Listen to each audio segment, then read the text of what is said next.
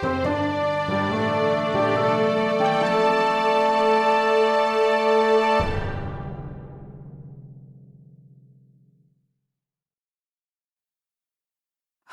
story seekers. We are here once again with the lovely Dan Coxon. Lovely Dan Coxon, are you ready to answer questions? Very much so. I will not be answering them very well, but I will try my best to answer them. I tricked you. That was already a question. You have answered one. You are now trapped in my mind game. So, Dan, who inspired you to start telling your own stories? It's an interesting one. Do you know, I started writing really quite young. I was thinking about this the other day. Somebody asked me about it, and I had a story published, which I have somewhere on my shelf. I can see it. I can see the book. It was called Shorts from Surrey. It was an anthology. I was 16 years old, and I had a story published in that. So I was writing way before that. I must have been writing about sort of 13, 14, and I'm not sure who inspired me at that point. I think it was all over the place, to be honest, which is probably why a lot of it wasn't terribly good. In terms of getting more serious about it, it was absolutely Ian Banks, both his mainstream work and his sci-fi work as Ian M. Banks. I actually wrote a dissertation on him at university and interviewed him, I think, 3 separate occasions. Met his mum at one point and had a cup of tea with her. Fun. But he was just also, he was lovely, but also I really took on board his kind of work ethic, because he had a system whereby he would start writing every sort of September, October, and try and get a draft done by Christmas, and then polish it after Christmas, and then that'd be the book for the next year, which is why he pretty kind of methodically and metronomically had a book coming out every year at more or less the same time. And it just astounded me how they were all of such quality. I loved his authorial voice. I thought his voice was astonishing. And in many ways to this day, I'm probably still trying to get somewhere close to what he managed to do in terms of making it look and feel quite casual, but actually be quite complex and clever at the same time. I thought he did that incredibly well. It looked like he just tossed out these books, and the phrasing was just so smooth that it kind of almost just kind of worked its way straight into your head. But when you actually break it down and look at it, he was quite often doing quite complex and interesting things.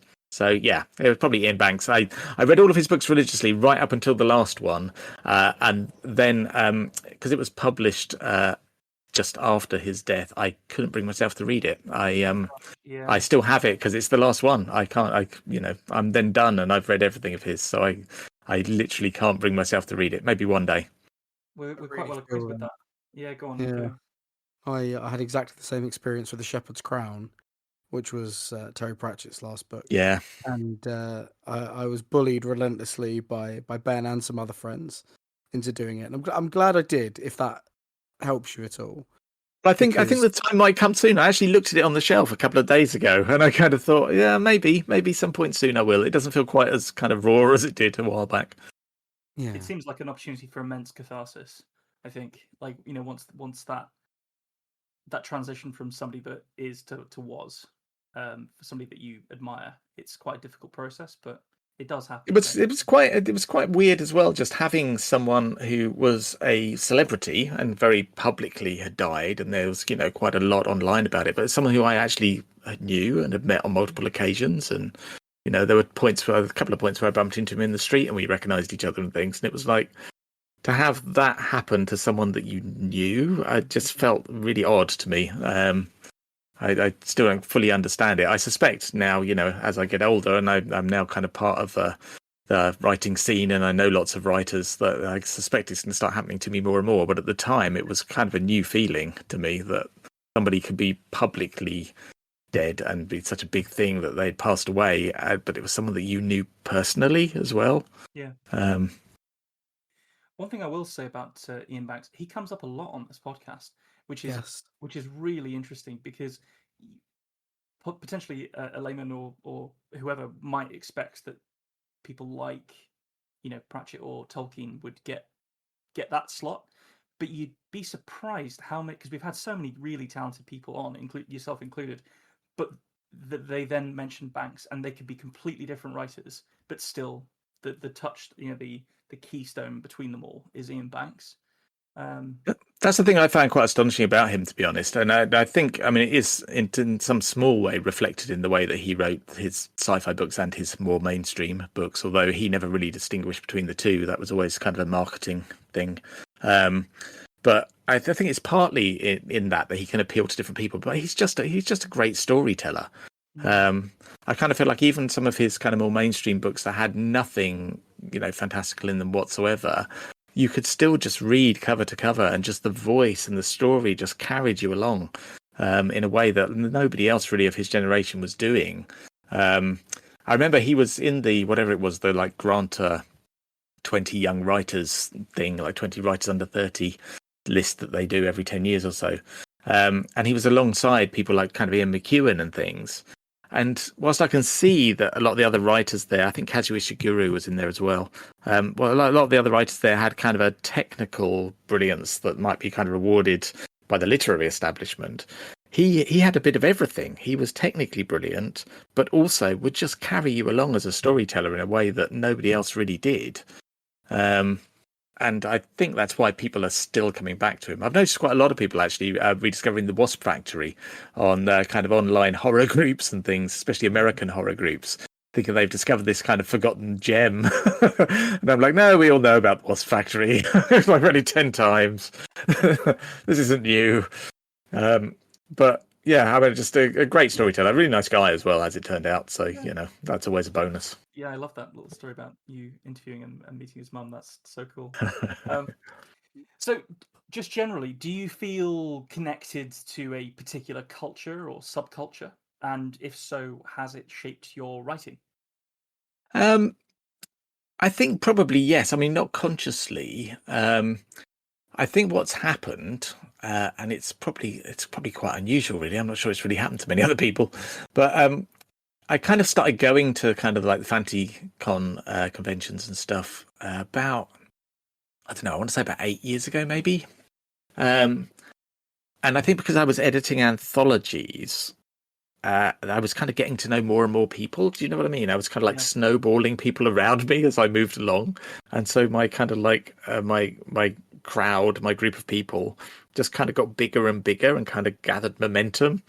To the extent that now, I've often said to my wife actually that when if I go to like FantasyCon, or when we go to the World FantasyCon as well, just to walk into a room and see, that person I know, and then that person I know, and then someone over and give me a hug, and then someone will bring me a pint of beer, and I'll say, oh yeah, there's so and so, I need to go and talk to them, and suddenly I'm kind of in my people, and in my zone, and that's not something I've ever really had before in my life, and it's not something I ever actually even aimed to get out of writing. But it just seems to have developed over the last kind of 8 years or so, and it's lovely. Yeah, that does sound lovely. Would you see that as sort of an inverse then? So rather than the community you're in shaping your writing, that your writing has shaped the community you're in? To some extent, yeah. And I'm aware that because what I do is a bit different to what a lot of people do, in that in fact, I edit in terms of doing kind of line editing and copy editing and proofreading, and I edit anthologies, and I then also write. That it's kind of like my world is bigger than just my writing. It kind of encompasses a lot of other people's writing as well, and I'm constantly trying to kind of find new voices and read new work and see what people are up to and what the people I like are doing, and it feels quite communal in a way that that just kind of writing by yourself doesn't always, I guess. Do you sometimes feel like a bit of a golden goose among writers, as someone with the editor's eye? I know, at least for myself and Ben, we're always fascinated by people who are like great at editing. Does that? I mean, to some extent. I mean, it's nice when people ask my advice, and I do try and give kind of help and advice as much as I can. Although obviously there are time limits at times, but it's just curious. If from kind of my side of the fence, I just feel like it's just because I'm really pedantic.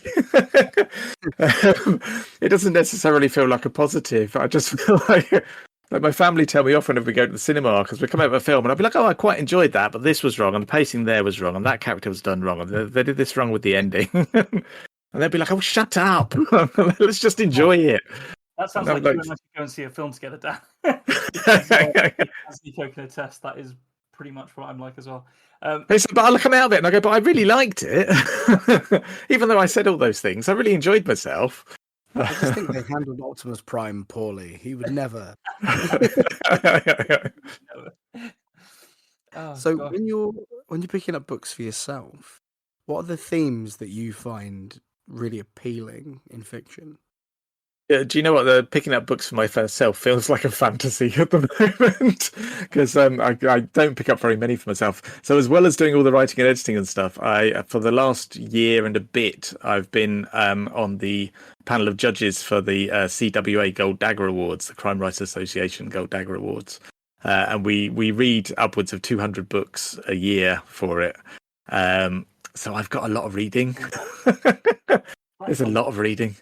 So say if you were on like a mystical holiday retreat, there's none of this hanging over you. What kind of like book would you reach for? It would definitely go to the kind of like the weird fiction, and I do like horror, but I've discovered I don't like the kind of in your face horror.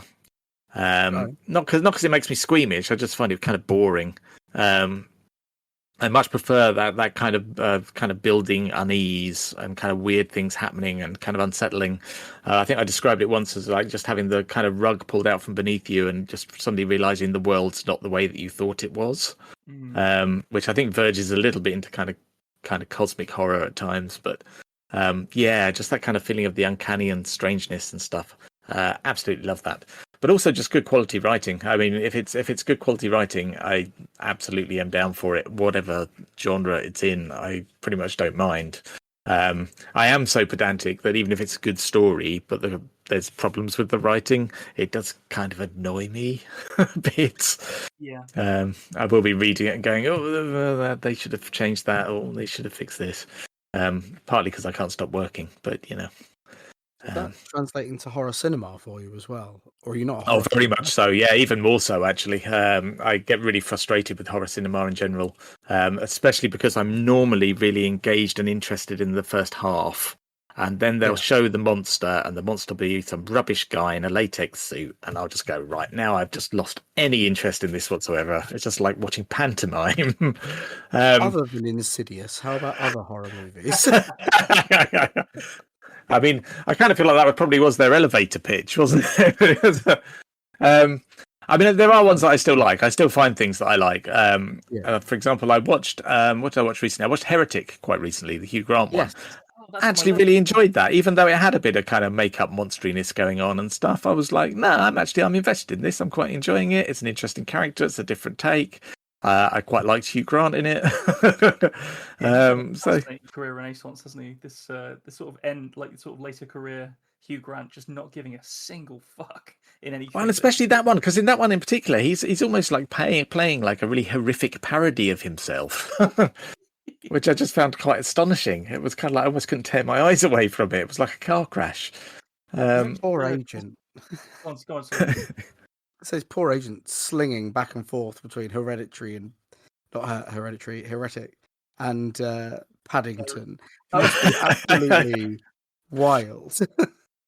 Well, he was an Oompa Loompa in Wonka as well, wasn't he? He was in the Guy Ritchie movies too.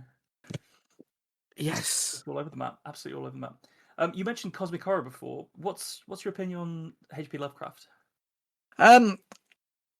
You know what? I never kind of really grew up with H.P. Lovecraft. I say that, but I did actually have H.P. Lovecraft books when I was at university. I remember them sitting on my shelf, and I just don't think I ever read them. I never really got heavily into it. So I kind of like some of it, but equally I know that he as a person was problematic. And I don't know. I find it very weird that the American kind of weird fiction scene kind of venerate him as kind of like the origin point of what a lot of them were doing. And I think so many of them are doing it far better than anything he did that I just find it slightly odd. But I like him. I mean, having said all that, some of his stories that I've read have been fantastic. I think I enjoy him better in small doses. So like a short story or two here or there, lovely. Trying to read a whole book of it gets a bit grating. Yeah. I went through a period of reading a lot of them, and the quality does seem to vary enormously. Like you read something like The Music of Eric Zahn, and the story just happens really quickly, and it's really interesting, and it grabs you. And then there's other things you just like, what? Sorry, what's going on? Like, why? Why? Yeah, I don't know. There's something about alienating your readers by using, what's the phrase we occasionally say, Nico? The $10 word when a dollar word would Yeah. be. It like that's Lovecraft all over, isn't it? But You know what? I really like his mythos. I really enjoy all of that side of it, and I think in my head he's always better than he actually is in real life. I always want him to be this kind of H.P. Lovecraft that I have built up in my head around the mythos and stuff, and I'm always slightly disappointed by the story. I think it partly comes from I used to play the Call of Cthulhu role-playing game when I was I don't know 16, 17. And I was heavily immersed in that for probably a year or two. So the whole mythology of it, I kind of learnt through playing a role-playing game rather than reading the H.P. Lovecraft. And I think all the stuff we came up with was far more interesting. yeah, it's a very immersive way to get into a setting, isn't it? It is. I was also wondering about because you mentioned like the setting itself, like his mythos rather than his writing. There's Alan Moore's Neonomicon, which is quite good. That's very much draws heavily on Lovecraft. That's I think it's Yeah, and I'm very up for that. And I think a lot of writers have kind of have tapped into what he did in a kind of really interesting way. I know there's been a lot of kind of Cthulhu spin-off fiction, which I've never really got into either. But a lot of people who I know who are very good writers have written kind of spin-off Cthulhu stories and stuff. And I'm sure some of it's wonderful. But yeah, I always, like I said, I always liked the idea of him more than I actually liked H.P. Lovecraft. Yeah. Which probably sounds awful. I've said that out loud now. All the horror people will hate me, but there we go. The thought that just struck me there was: do you think we get stuff like like the Warhammer 40k Chaos Gods without this kind of cosmic elder god stuff that came from Lovecraft? I wonder if there's like a direct line between those two things. I suspect there probably is a direct line, to be honest. And I think this is one of the reasons why he's venerated in the American scene is not so much for his own writing, although obviously some people still really enjoy his own writing, but just for what he kind of started off and where that all led to, and the fact that, he is kind of like an origin point for what a lot of people are doing. I mean, one example that springs immediately to mind is The Fisherman by John Langan, which is a fantastic novel. And it's being reissued over here somewhere, I think, by somebody. But I can't see that would have existed without Lovecraft having written first. I mean, maybe it would, but it seems unlikely. Yeah, I can't be too mad. The wouldn't have Hellboy without the work of Lovecraft, so Yeah. I'll give him that one. So now, Dan, say hypothetically there were two writer podcasters and they were being held hostage by a powerful and capricious bibliomancer. And that bibliomancer were to draw his energy from people's love of books. And so he was frequently sending these two poor lost souls out to find more for his library. What novel would you give to Ben and I that's closest to your heart to save us, hypothetically? I would say hypothetically, you're probably both screwed, frankly, because I'm really bad at picking best of anything. I think I've come to the conclusion that I actually have quite a short attention span, which is weird for somebody who spends all their time staring at words on a screen. But actually, I get bored with ideas and things quite quickly. It's probably my problem with cinema as well, if we're honest, and probably why I work with short stories so much. But because of that, I have books which have been massively important to me at certain points in my life. But I struggle to come up with one. I'm not a person who rereads. I never really go back and reread stuff. So the one example I would have to bring in probably would be Mythago Wood. I mean, having done the Heartwood anthology, whatever it was last year, I've read that 5 times now, which is probably a record for me. I don't really reread stuff at all, and I still think it's astonishing in terms of storytelling and in terms of kind of understanding of kind of humanity and kind of history, but also modern man and all of this all at once. I mean, this is the thing. It's a book where the book says it better than I could ever say it. So I'd probably Mythago Wood, I think. Although actually the sequel Lavendis is even better. So, maybe that one as well. I'm sure he'll gobble up both of them. Don't worry. So when you are writing, what role do you feel that religion has in storytelling for you? Probably not a lot, although bizarrely, actually. So in my second collection, um, it went through a really weird kind of just as like a little aside. It went through a really weird process whereby it was I was approached by a publisher in America who published a couple of stories in an anthology of mine. And they asked whether I had enough for a collection. So I was like, oh, nearly. So I worked on a collection, sent them a collection. They published it, and then about a month and a half later announced that they were closing their doors, and everything was then immediately going out of print. So it was in print for like about 2 months, and then it disappeared again. So that is actually being reissued next year. So that will hopefully get a bigger release in April next year, and people can actually get their hands on it. But there's some stories in that do deal with religion.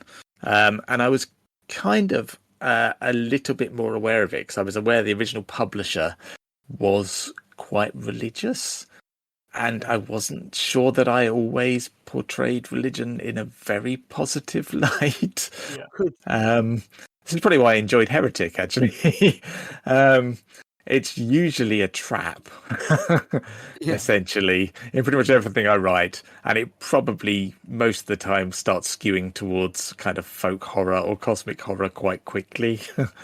It's not a good thing in most of my stuff that I've written. And, that probably reflects the way I feel about it in real life. Although in real life, actually, I think religion is very important for individuals. And on an individual basis, I know I have good friends who've actually got a lot out of their religious beliefs and it's supported them through difficult times. However, organised religion, you have a problem with, I think. Rather ironically, you're preaching to the choir there. But the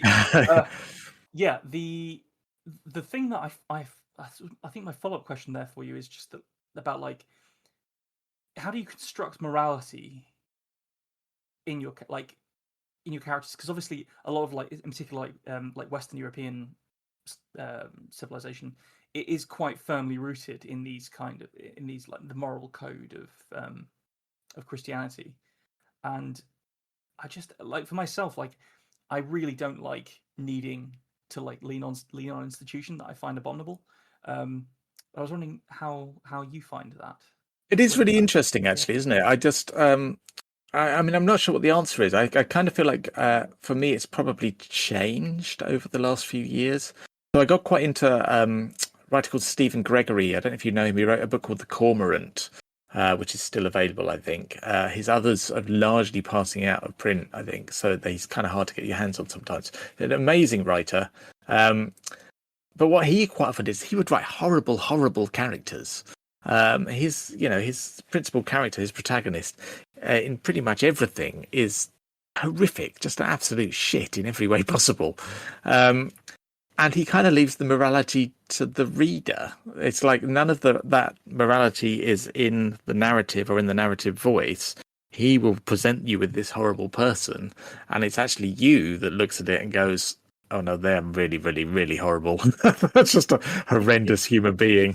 And I find that kind of interesting because it's almost removing yourself as author from that kind of moral question and just putting all the badness out there for people to see.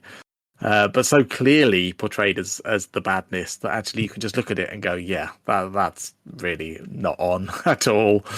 Go on, sorry, Nico. So there's got to be some media illiterate, wretched bastard out there who read it and thought, "It's not doing anything wrong. What do you mean?" That's the funny thing, though. That's the funny thing, because I think there are some writers where you could do that. I'm not sure with him that you could, and I'm kind of fascinated by the way he pulls that off. He just makes them such irredeemable shits that there is no way, I don't think, that you could look at it and go, "Oh, that's good. Maybe I'll do that." They're just horrible. I'm getting a similar vibe from a Cormac McCarthy book that I'm reading at the moment called Blood Meridian. Yes, yeah. And you'll be reading a passage and it'll be describing somebody giving a sermon or something, and then suddenly someone will kick somebody in the face or knife somebody or shoot somebody, and you're just like, where the fuck did that come from? Like how, like, it really. But obviously he was deliberately trying to create this vision of the Old West where it's just it's a blood meridian. That's the point of the story, isn't it? But just you talking about the cormorant and the way that just sort of that writer just boldly presents characters doing as they would do. It feels quite Cormac McCarthy, I think. Yeah, it's got that kind of brutality about it as well, to be honest, Yeah. that it is just kind of there and in your face, the kind of brutality of human existence, which McCarthy does particularly well. I mean, in answer to your question, you should probably read his book, Child of God, as well, because that's addresses some of the religion question. But I love him as a stylist, Cormac McCarthy, but I find him very, very dense. I kind of feel like I have to take a deep breath before I dive into a Cormac McCarthy book. Yeah. I must ask, is it just me? Every time I hear the word cormorant, I can't help but think the cormorant or cormorant shag lays its eggs in a paper bag. That one bit of poetry strikes me every time you say it, which that would be off-putting if I read the whole book. I feel like this is a particularly poignant question for you, Dan. What is your editing process? Very long and convoluted. I'm a very heavy editor, as is probably to be expected, being an editor. So generally speaking, and again, this is something I've moved towards kind of the longer I've been writing. Generally speaking, I'm very much of the kind of bashing out a first draft quite quickly school and then going back and doing all the work in the edit. Because that just seems to work for me. I think editing's clearly one of my strengths, so I might as well play up to it.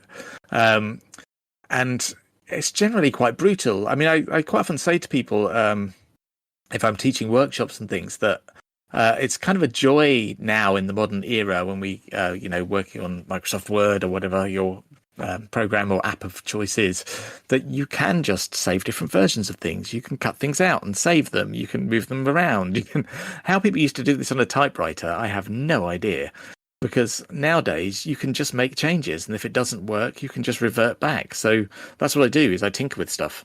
I try taking things out. It's like, does it work without this line? Does it work without this passage? Can I cut that whole paragraph back to a single line so I can just say it really simply instead? Or can I expand this sentence if the pacing's a bit wrong? Can I make this a bit longer? Or can I combine those sentences? It's just constantly questioning and tinkering and changing stuff. Which to some extent is good, and to another extent means you're never really quite finished, because then you're always kind of thinking, well, I could just tweak this a little bit more, tweak that a little bit more. But yeah, that's essentially it. It's just tinkering and messing around with stuff. And also being brutally honest. Being brutally honest with yourself is probably the hardest bit of the entire editing process. And it's much easier to do when it's other people. And it's very difficult to do when it's about something that you yourself have bled onto the page. Yeah, that was going to be my follow-up question, actually, which is like, we often ask people when they're on, like how do they know when their story is done? Because you can just edit something to death, can't you? You can, yeah. And I mean, in all honesty, it's a personal decision. I think it's when you're done with it, it's done. And when you're like, I can't face this anymore, then you probably need to move on, regardless of whether it's actually done or not, just for your own mental health. Personally, I've also had this thing where I think I've always had a little voice in my head that knows when things are wrong. But I think you kind of convince yourself you can get away with it. It's like, well, I know that passage isn't quite working, but it'll be okay. No one will notice. And I think as I've got older and a bit more experienced, I've just made myself listen to that voice a little bit more. And even if there's just the tiniest little inkling that maybe this particular phrase is wrong or whatever, I kind of think, okay, well, then I do need to fix it, because actually I love this story more than anybody else, because this came out of me. So if I think it's wrong, it's just going to be a glaring, flashing beam of wrong to everybody else out there. And so I just need to go in and fix that. And when you're like editing somebody else's work, like how does that process change for you, do you think? It's interesting. I mean, the problem is I work with kind of edits on lots of different levels. So, I mean, right from kind of doing what tend to be called kind of structural edits, where you are just moving on the kind of the broad canvas and looking at kind of like pacing and character and structure and things like that, right down to kind of like the proofreading individual words and punctuation and things. So it kind of varies depending on the project, which is enormously unhelpful. But what I have a tendency to do, especially if I'm doing a bigger edit, so like a structural edit or a line edit, is if I'm at all unsure, I will put things in comments on the document. and then just carry on. Just if I have a thought, or maybe this isn't working, or maybe that should be moved, or whatever, I just leave a comment, and then I go all the way through, and I'll come back, and then I'll say, okay, there's my comment. Do I still feel that way? Do I still feel, having read the entire book or story or whatever, do I still feel that that's the case, that this is in the wrong place? Sometimes I don't. Sometimes I'm like, oh, no, actually, they got it right and I was wrong. We can get rid of that. But sometimes you'll come back to it and go, yeah, actually, that's I hit the nail on the head even as I pass through quickly. That's exactly what you need to do. Like a first draft of commentary, basically. Yeah, pretty much. Pretty much. Oh, that's a cool approach. And again, the joy is in the modern era that you can just do this and you can just delete and copy and move stuff around at will. So it's just it's one of the reasons why I like editing. It does feel like kind of like tinkering, like making something better and kind of playing around with it. There is an element of kind of play and experimentation about it. A kind of a what if, or what if we do this? Will it be better? Will it be worse? Will it even make sense in some cases? Do you think? And then you can look and see. Lost anything as well by it becoming easier and easier to do things like this and like, as you say, like play around. Like, is it possible we might have like lost a skill or like anything? Sort of I think we lose a lot of. I think what we have lost is a lot of the ability to write a sentence, kind of like to write beautiful prose and especially longer sentences. We've moved more and more towards the kind of American style of very short sentences, I think. But that's just kind of a general publishing move, I think, more than something that's kind of happened due to technology. I kind of feel like it's just the kind of storytelling that the publishing world feels grabs people nowadays isn't long and wordy and involved with the English language. It's kind of punchy and pacey. And I think they're trying to kind of imitate things that have been successful in other media, in TV and film, in the way that they're kind of like, fast and grabbing people's attention, and a quick, fun read is seen as being kind of like the gold standard, whereas I'm not sure a quick, fun read would have cut it 50 years ago. Yeah. Did you have to develop a sort of editorial bedside manner for when you're delivering, like crushing blows on people's prose? Which I didn't mean to rhyme, but it did. There is a little bit. I mean, I have to say that I've noticed and have noted that I'm not particularly good at giving positive feedback. So lots of editors will, like when you get feedback on it, they say, "Oh, this is a lovely sentence. Oh, this is just wonderful turn of phrase here." Yeah, I don't tend to put those in. I'll say it to myself. I'll read it and go, "Oh, they've done really well there," and I don't say it. But I'm trying to get better at that.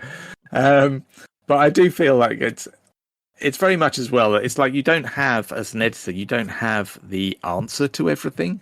So it's very much a case more of approaching writers and saying, look, I think it might be better if you do it this way. Do you want to give it a go? And we'll take a look and see if you're still happy with it and that's doing what you want it to do. And then if it isn't, and the writer's not, actually, I really wanted the way it was first time round, then fine, that's it. If that's what you wanted. Prime example of that actually was I was publishing a short story by Robert Shearman. It must be a while ago now, probably about 10 years ago. And there was a thing. There was just, I can't even remember what it was, but there was a particular phrase in it that felt a little bit clunky. And I went back to Rob, and his writing's incredible, and actually all of his stuff comes through really clean, so it doesn't need a lot of work. And I went back to Rob and I said, would it be all right to change this phrase because it's just slightly clunky and just made me stall a little bit there.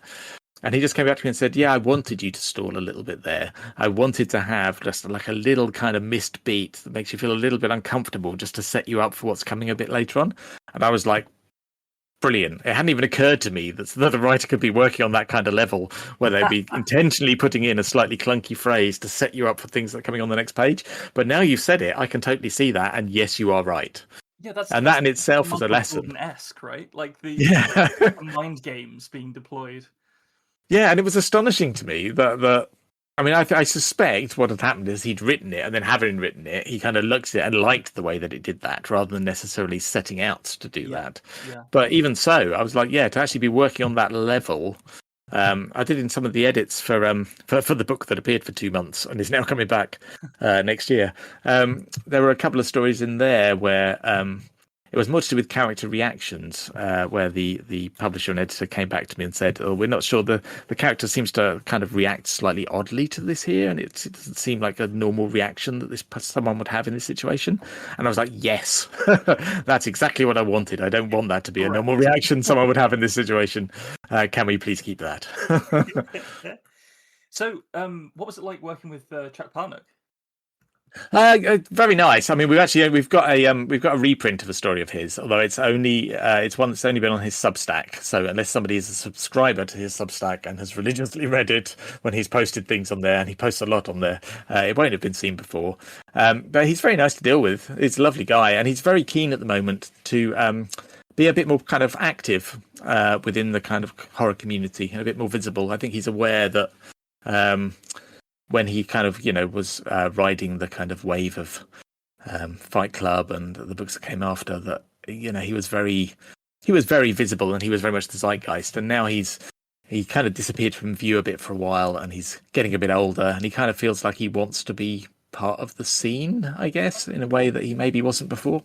So I think he's got a few stories coming up in different anthologies over the next kind of year or two, just as a way of trying to get himself back out there, which is really nice, I think. It's a bit like a boxing movie, that, isn't it? Like this kind of like previous champion doing the sort of grassroots circuit for a bit to get back to what they loved about the sport, so that they can go and win big.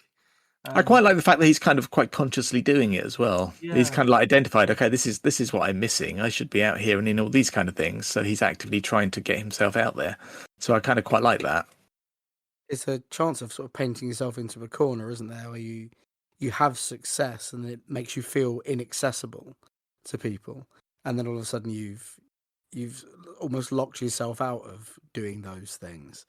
So yeah, I think it's a really good thing to be doing, to be getting himself back out there. And Chuck, if you are listening, as I know you almost certainly are, since day one, always listening, feel free to pop on. If you've got an evening free, we'll squeeze you in. We'll make some space. We'll make some space for the author of Fight Club. We'll wiggle you in somewhere. Jesus. You know what I think as well? I think it was partly because his books are quite confrontational on the whole.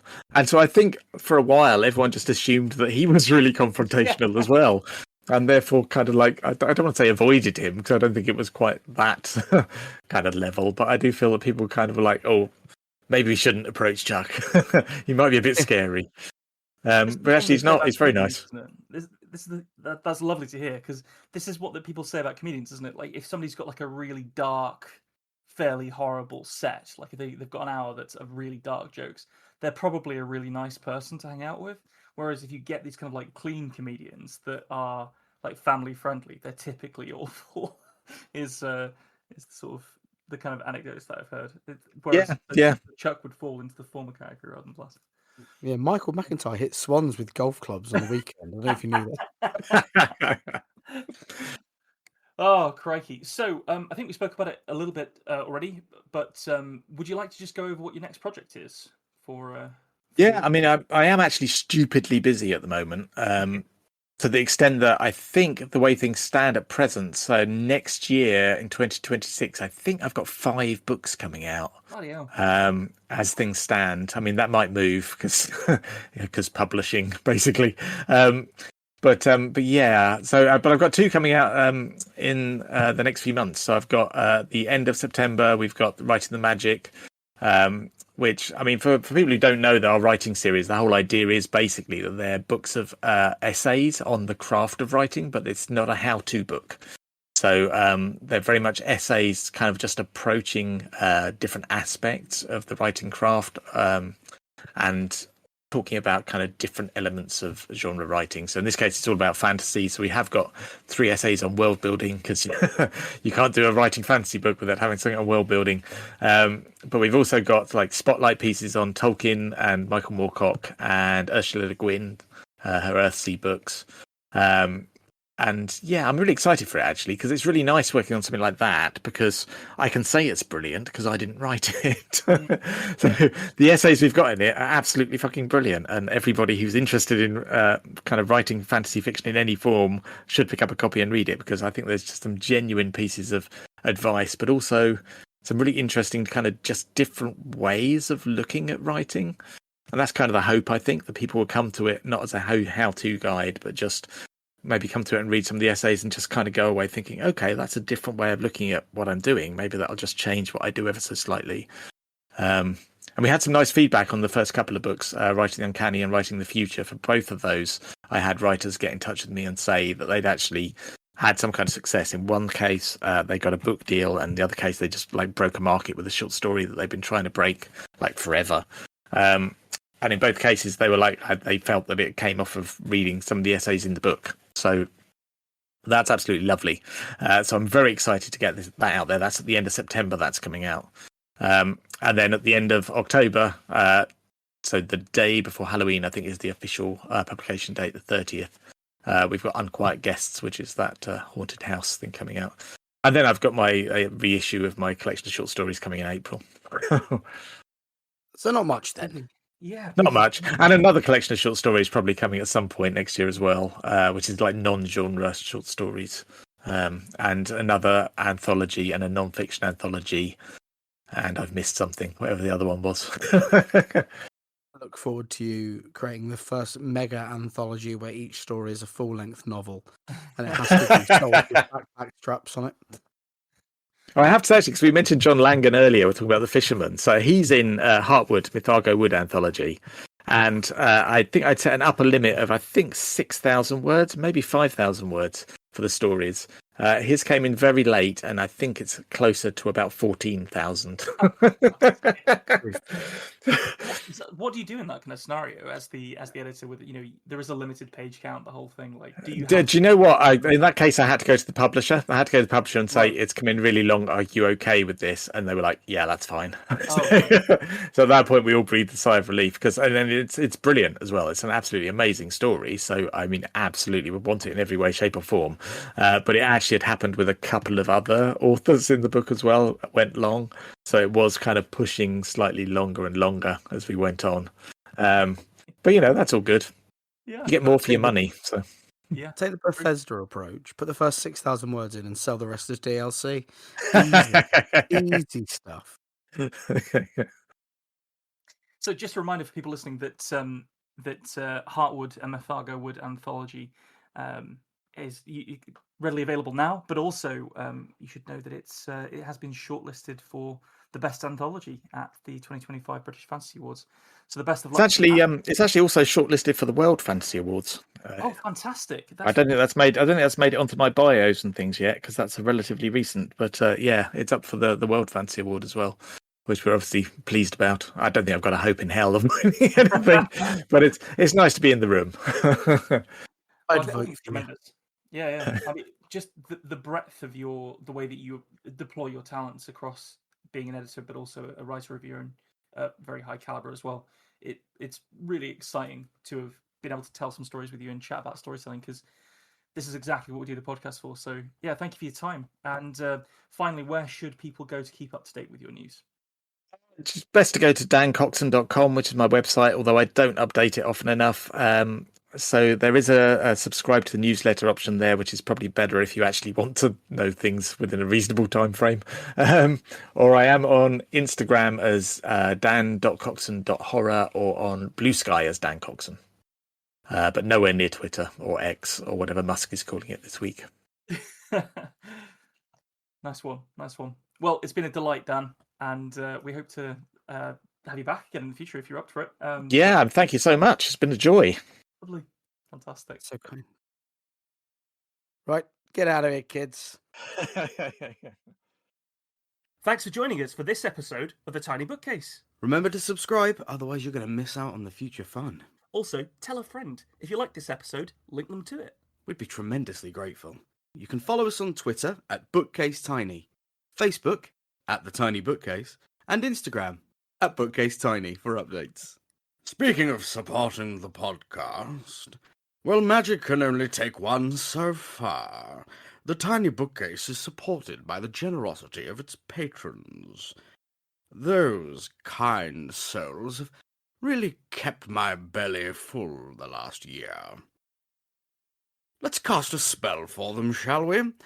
For rich ginger tones on the scalp, let us cast the Orangi Hedondo spell for Scott Byrne. And for general fabulousness, why not the Ooh La La, How's Your Mother spell on Matthew McLaren?